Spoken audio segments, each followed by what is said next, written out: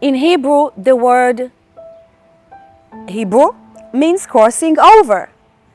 Abraham was a Hebrew because he crossed over from polytheism into monotheism. He crossed over in many ways. The Jewish nation started really as a Hebrew nation. We were called Jews only later in the story.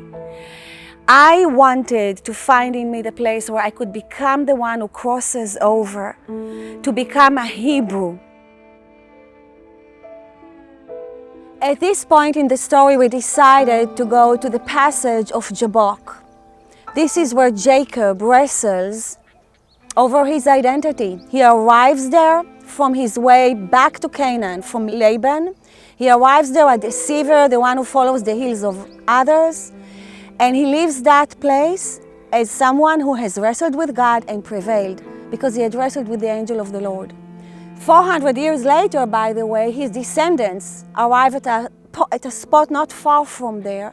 And at that point, the one he wrestled with, they already rejected and turned their backs on.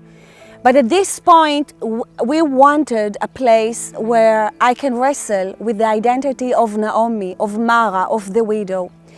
So we arrived there, and we were each finding a little spot to pray, and I was trying to connect with what the Holy Spirit wants me to do in that place. Which part of the widow do I need to carry in this place and wrestle with it?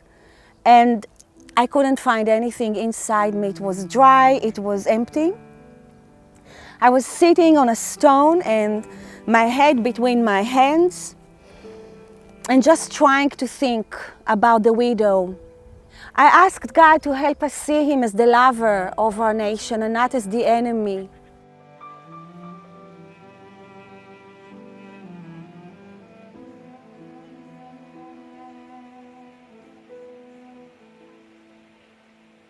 And as Rania and Gigi were praying and proclaiming, I didn't really hear every word, but they were awakening something in me, and I was thinking, how can I separate myself from my widowhood? If I'm not a widow, who am I? What am I without it? A bride? No. What would be my identity? And I heard them speaking about motherhood, and it brought up something within me, and it connected to what we've seen in Nebo and at the hotel, and it connected to the other motives God was saying to us throughout the journey so far. And I knew I need to make a decision here.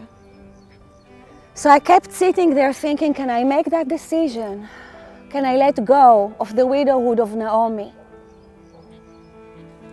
Can she be a mama? I realized that in Hebrew, these two words, mother, nation, are derived from the same root, ummah, em. Can we become a nation who is a mama? And I said yes. Yes, I can do that. By the time the sun was setting, I decided to cross over into our identity as a nation that crosses over, because that's the meaning of this word, being a Hebrew. As I was doing that, I could hear Rania proclaiming Isaiah 54 at the back. We will not remember the reproach of our widowhood anymore. Do not fear, for your shame is no more. Do not be embarrassed, for you will not be disgraced. You will forget the inadequacy you felt in your youth, and will no longer remember the shame of your widowhood. For your Maker is your husband. His name is Yahweh, commander of angel armies. Your kinsman, Redeemer, is the Holy One of Israel. He has the title, Mighty God of all the earth. In a surge of anger for just the briefest moment, I hid my face from you, but with everlasting kindness, I will show you my cherishing love, says Yahweh, your kinsman Redeemer.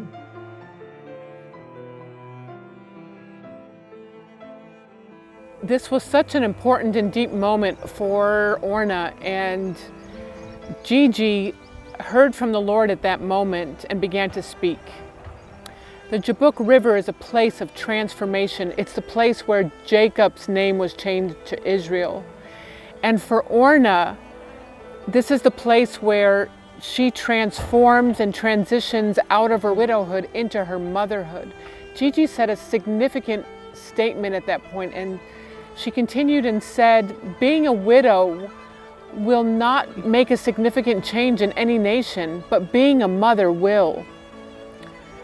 And what Orna was going through was for the nation of Israel. It was for the entire people who God had created. Yes, I remember that. I remember her calling me Mama Naomi. That's what woke me up. Mama Naomi, Jordan needs you. Jordan needs the comfort and healing that you carry. Comfort Jordan.